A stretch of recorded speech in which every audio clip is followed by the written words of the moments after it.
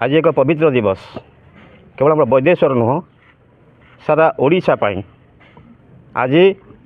उत्कलर चिरबंदनीय प्रातस्मरणीय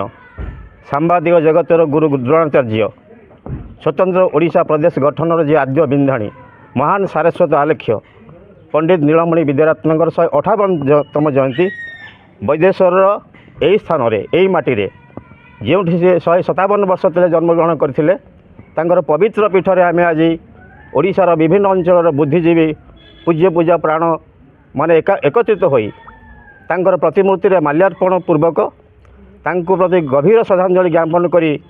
आम कृतज्ञ जातिर तांको प्रति जो महान सम्मान आम आज ज्ञापन कलु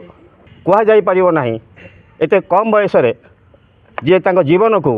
तिल तिल करी ए माटी पई भाषा पई संस्कृति पई जे जीवन को त्याग करी गले